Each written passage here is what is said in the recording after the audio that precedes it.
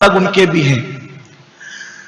اب یہ روح جو ہے جسے روح کہتے ہیں، یہ ایک جسم میں جب داخل ہوتی ہے تو نکلنے کے بعد پھر وہ دوسرے جسم میں داخل نہیں ہو سکتی۔ روح کا حال یہ ہے، یہ جو لوگوں کا کچھ لوگ کا عقیدہ ہے نا کہ جنم جنم میں آدمی یعنی کہ روح جسم بدلتا رہے گا اور روح وہی ہوگی، ایسا نہیں ہے۔ تو اللہ کے یہاں جب ایک روح لوٹ کر چلی جاتی ہے تو دوبارہ پھر اس کو کسی اور جسم میں داخل نہیں کیا جاتا، بلکہ وہ اللہ کے پاس پہنچ جاتی ہے۔ اب یہ جو لوگوں کا عقیدہ ہے نا کہ جو ایکسیڈنٹ سے مر رہے اور جو پھانسی لے کر مرے اس کی روح بھٹکتی رہتی ہے، ایسا اسلامی کوئی نظریہ نہیں ہے۔ سب کی روحیں اللہ کی طرف قبض کی جاتی ہے، وہ واپس لوٹتی ہے۔ یہ جو اگر آپ کبھی دیکھتے ہیں تو یہ ناپاک اور شریر جنات تمہارے عقائد کو متزلزل اور مذبذب کرنے کے لیے ایسی شکلوں میں آتے ہیں جس کی وجہ سے آپ کا عقیدہ کمزور ہو یا آپ گمراہی کی طرف جائیں، اس طرح کی وہ شرارت کرتے ہیں۔ لیکن کوئی بھی بندہ مرنے کے بعد اس کی روح اللہ کی یہاں جب وہ واپس جاتی ہے، ہاں اگر اللہ اس کو اجازت دے۔ اچھا، یہ جو اجازت ہوتی ہے نا یہ مومنوں کی روحوں کو ہوتی ہے کہ وہ جہاں چاہیں جائیں اللہ کے اذن سے۔ اسی لیے ابھی تھوڑی دیر پہلے جو محفل تھی میں نے بتایا کہ مومنوں کی روحیں مخصوص موقع پہ جیسے جمعرات ہے، جمعہ ہے، پیر ہے، شب برات ہے اور مواقع پر وہ روحیں اپنے گھروں کو آتی ہے اللہ کے اذن سے۔ اس پر امام اہل سنت کا پورا رسالہ موجود ہے۔ شرح الصدور میں امام جلال الدین سیوطی نے بھی لکھا ہے کہ وہ روحیں آتی ہے اور اچھا روحیں جو ہے اس کے آل اولاد کیا کر رہی ہے اس سے بھی وہ واقف ہوتے ہیں۔ اسی طرح جب ہم کسی کی قبر پر جاتے ہیں تو روح مسرور ہوتی ہے۔ جتنی دیر تک ہم بیٹھتے ہیں ان کو اچھا لگتا ہے، قبروں کے پاس ہم جتنی دیر تک بیٹھتے ہیں انہیں اچھا لگتا ہے، ان کو سکون ملتا ہے۔ اگر کوئی چہیتا کوئی پیارا آتا ہے تو وہ اس سے خوش بھی ہوتے ہیں۔ یہ روح کا معاملہ ہے۔ تو روح نہ جسموں میں کنورٹ ہوتی ہے، نہ تبدیل ہوتی ہے، نہ ایک دوسرے کے جسم میں داخل ہوتی ہے۔ ایسا نہیں ہے کہ کوئی دنیا میں اچھا عمل کرے گا تو اچھا عمل کرنے کے بعد اب وہ اگلے جنم میں بادشاہ بن کے آئے گا، ایسا کچھ نہیں ہے۔ برا عمل کرے گا تو کتا خنزیر بن کے آئے گا، ایسا کچھ نہیں ہے۔ اچھا عمل کرے گا تو اللہ کے یہاں وہ نیکی اور اجر پائے گا، برا عمل کرے گا تو اس کو عذاب ملے گا۔ یہ روح کے بارے میں آپ سمجھ گئے۔ اب اس کے بعد اسی روح کی جدائی کو موت کہتے ہیں۔ مرتا انسان کا جسم ہے، روح نہیں مرتی، ٹھیک۔ اب روح کے نکلنے کا وقت جب آتا ہے اسی کو موت کہتے ہیں۔ اور موت کے بارے میں یہ ہے کہ اللہ کے رسول علیہ السلام فرماتے ہیں کہ موت کے کچھ قاصد ہوتے ہیں۔ موت کیا ہے؟ یہ ملک الموت، موت کا ایک فرشتہ ہے، حضرت اسرائیل علیہ السلام۔ ان کی ڈیوٹی ہے روح کا قبض کرنا، روح کو نکالنا۔ ان کو یہ ڈیوٹی کیوں سونپی گئی؟ جب اللہ نے آدم علیہ السلام کو پیدا کرنا چاہا تو اللہ تبارک و تعالی نے وہ زمین سے مٹی لینے کے لیے حضرت جبریل کو بھیجا۔ جبریل علیہ السلام مٹی لینے کے لیے آئے تو زمین رونے لگی کہ آپ یہ مٹی نہ لے جائیں، کیونکہ اگر اس سے آدم بنتے ہیں تو اب آدم کی اولاد ہوگی، اس میں کچھ نیک ہوں گے کچھ بد ہوں گے، تو ہوگا یہ کہ کچھ جنت میں جائیں گے کچھ جہنم میں جائیں گے۔ تو مجھے یہ منظور نہیں ہے کہ میرا کچھ حصہ جنت میں جائے اور میرا کچھ حصہ جہنم میں جائے۔ جب زمین گڑ گڑانے لگی، گریا کرنے لگی تو حضرت جبریل کو ترس آ گیا اور وہ واپس آ گئے۔ اللہ نے کہا لائے مٹی، کا مولا وہ تو بہت گڑ گڑا رہی تھی، مجھے ترس آیا اس لیے میں واپس آیا۔ اللہ نے فرمایا ٹھیک ہے۔ پھر اللہ تعالیٰ نے حضرت میکائیل کو بھیجا، وہ مٹی لینے آئے، زمین نے اس سے زیادہ گڑ گڑایا، ان کو بھی ترس آیا، وہ واپس ہو گئے۔ پھر اس کے بعد اسرافیل کو بھیجا، وہ آئے، پھر زمین نے بہت گڑ گڑایا، وہ واپس ہو گئے۔ پھر اللہ نے حضرت اسرائیل جن کو ملک الموت کہتے ہیں، تمام فرشتوں میں یہ چار فرشتے افضل ہیں، جبریل علیہ السلام سید الملائکہ، میکائیل علیہ السلام، اسرافیل علیہ السلام، اسرائیل علیہ السلام، ان کو رسول ملائکہ کہتے ہیں۔ بہت افضل ہیں یہ لوگ، اللہ نے ان کے مرتبے بلند کیے ہیں۔ ان میں سے ایک فرشتہ ہے اسرائیل علیہ السلام. یہ بھی فرشتے ہیں. ان کو ملک الموت کہتے ہیں. ملک کا مطلب ہوتا ہے فرشتہ اور موت کا مطلب موت، کہ موت کا فرشتہ یہ. ان کو جب اللہ نے بھیجا کہ آپ جاؤ اور زمین سے مٹی لاؤ، تو جب یہ زمین پر آئے تو تینوں کے پاس تو ہر مرتبہ گڑ گڑانا زیادہ ہوا. تو یہ انہوں نے کہا کہ میں اللہ کے حکم سے آیا ہوں، میں تجھ پہ کوئی ترس نہیں کروں گا، میں تو اٹھا کے لے جاؤں گا، میں تجھ پہ ترس کرنے والا نہیں. اور آپ اٹھا کر لے گئے. یعنی کہ یہ اللہ کی حکمت تھی کہ ان کو ترس نہیں آیا زمین پر اس کے گڑ گڑانے پر.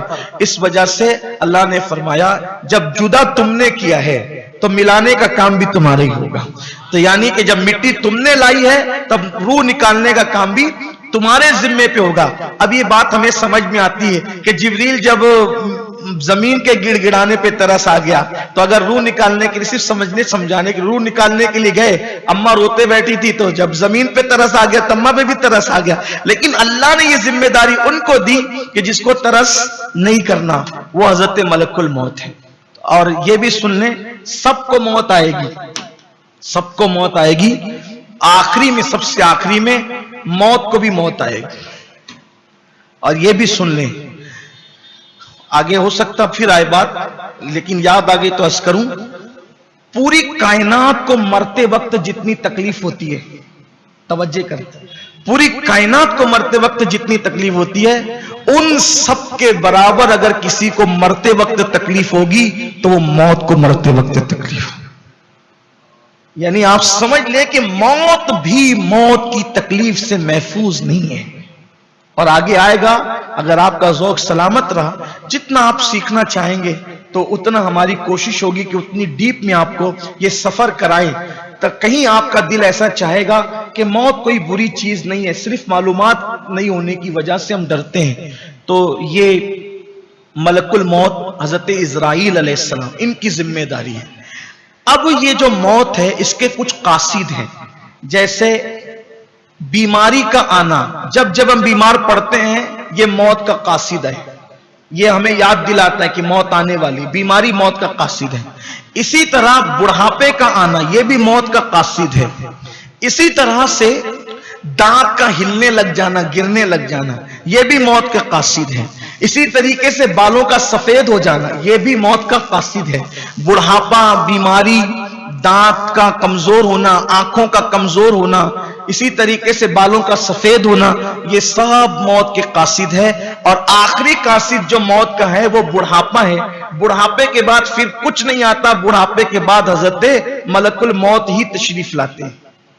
تو اس لیے موت یہ ہے. اب موت کی تمنا، اللہ کے رسول علیہ السلام فرماتے ہیں تکلیف اور مصیبت سے پریشان ہو کر موت کی تمنا مت کرو. کیوں مت کرو موت کی تمنا؟ موت کے لیے تیار رہو، موت مانگو مت، موت کی تمنا مت کرو. کیوں؟ اگر تم نیک ہو تو موت مانگنے سے نقصان کیا ہے کہ جب آدمی مرتا ہے وہ کوئی نیکی کر نہیں سکتا تو اعمال منقطع ہو گئے، مرنے سے اعمال رک جاتے ہیں، منقطع ہو جاتے ہیں. تو نیک ہو تو کیوں مرنا چاہتے ہو؟ ابھی اور کرو اعمال تاکہ اللہ کا قرب مزید نصیب ہو. اور اگر گنہگار ہو تو بھی موت مت مانگو، کیونکہ گنہگار ہو تو جا کر تو بھگت نہیں ہے سب. تو کیوں زبردستی جلدی پٹائی اور گھٹائی اور کے لیے تیاری کرتے ہو؟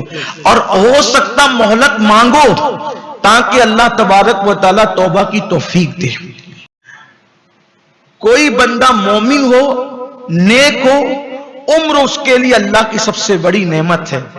ایک شخص شہید ہو گئے رسول اللہ کے دور میں، ایک شخص شہید ہو گئے اور ان کے چھوٹے بھائی ان کے بعد کچھ دن تک حیات رہے. پھر اس کے بعد ان کا بھی وصال ہو گیا.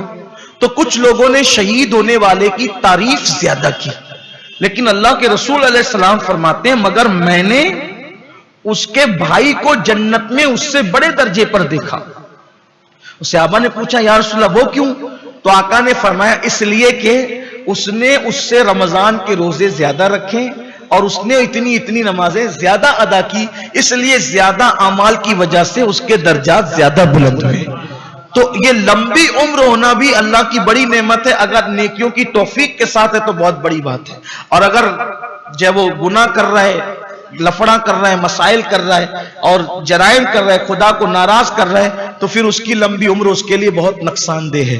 اس لیے موت نہیں مانگنا چاہیے، موت کے لیے تیار رہنا چاہیے، مشکلات تکلیف سے پریشان ہو کر موت کی دعا نہیں کرنا چاہیے۔ اچھا، جب آدمی موت کی دعا کرتا ہے، ہو سکتا ہے قبول ہو گئی، تو پھر موت تو آئی جانی ہے، اور پھر موت آئی تو پھر سب ختم ہی ہے۔ قیامت جب آئے گی، جو جب مر گیا تبھی اسی کی قیامت گویا کہ آ گئی۔ تو موت کی تمنا نہیں کرنا چاہیے، موت سے نفرت بھی نہیں کرنا چاہیے، موت مانگنا بھی نہیں چاہیے، لیکن موت کے لیے تیار رہنا چاہیے۔ ایک مقام ایسا آتا ہے کہ جہاں موت کی تمنا کرنے کی اجازت ہوتی، یعنی وہاں موت کی تمنا آپ کر سکتے ہیں، جیسے ایمان خطرے میں ہو، فتنوں کا دور ہو، جیسے حضرت ابو ہریرہ نے تمنا کی کہ اللہ مجھے سن 60 ہجری کا دور مت دکھانا، تو وہ یزید کی حکومت کا دور امارت الصبیان کہہ کر اس سے پناہ مانگ رہے تھے، راس 60 سے پناہ مانگ رہے تھے۔ اللہم انی اعوذ بکا من راس 60 و امارت الصبیان، او کما قال، کہ اللہ میں سن 60 ہجری اور بچوں کی حکومت سے تیری پناہ مانگتا ہوں۔ تو حضرت ابو ہریرہ نے گویا کہ وہ دور دیکھنا پسند نہیں کیا، تو آپ نے فتنوں کی وجہ سے موت مانگی، اور پھر اللہ نے سن 60 سے پہلے حضرت ابو ہریرہ کو اٹھا لیا۔ تو اسی طریقے سے فتنوں کے خوف سے اگر ایمان کی حفاظت کے لیے کوئی موت مانگے، جیسے اللہ کے رسول علیہ الصلوۃ والتسلیم فرماتے ہیں کہ ایک دور آئے گا کہ کوئی قبر سے گزرے گا فتنوں کے دور میں، تو وہ تمنا کرے گا کہ کاش اس قبر والے کی جگہ اس قبر کے اندر میں ہوتا تاکہ میں فتنوں سے محفوظ رہتا۔ تو اس طرح سے ایمان عقیدے کے تحفظ کے لیے اگر کوئی موت مانگتا ہے تو اس کے جواز کی بھی صورت علماء نے بیان کی ہے، لیکن دنیاوی حالات سے پریشان ہو کر کے موت مانگنے کی اجازت نہیں۔ جب دنیاوی حالات سے موت مانگنے کی اجازت نہیں ہے تو پھر خودکشی کرنے کی اجازت کیسے ہو سکتی ہے، پھر خود سے مرنے کی اجازت کیسے ہو سکتی ہے؟ تو یہ ایک چیز ہو گئی کہ موت مانگنا نہیں چاہیے اور موت کے لیے تیار رہنا چاہیے، لیکن اگر فتنے کا خوف ہو تو موت مانگی بھی جا سکتی ہے، اور اس کی کئی مثالیں موجود ہیں۔ ایک مرتبہ تعاون کی وبا پھیل گئی، اور جو وہ تعاون نہیں جاتا تھا اور لوگ بھاگتے تھے، تو ایک صحابی نے کہا کہ مولا یہ ان سب کو بچا لے اور یہ تعاون مجھ پر ڈال دے، اور اس کے بعد جو ہے آپ نے وہ دعا کی اور پھر آپ کو تعاون ہو گیا، اور پھر آپ اسی میں وصال فرما گئے۔ تو وصال سے پہلے کسی نے کہا کہ آپ نے کیوں مانگا یہ؟ تو اس وقت آپ نے فرمایا کہ کیا تمہیں پتا نہیں کہ جو تعاون کی مرض میں مرتا ہے اللہ تعالیٰ اس کو شہادت کا مقام عطا فرماتا ہے اور اس کی مغفرت فرماتا ہے۔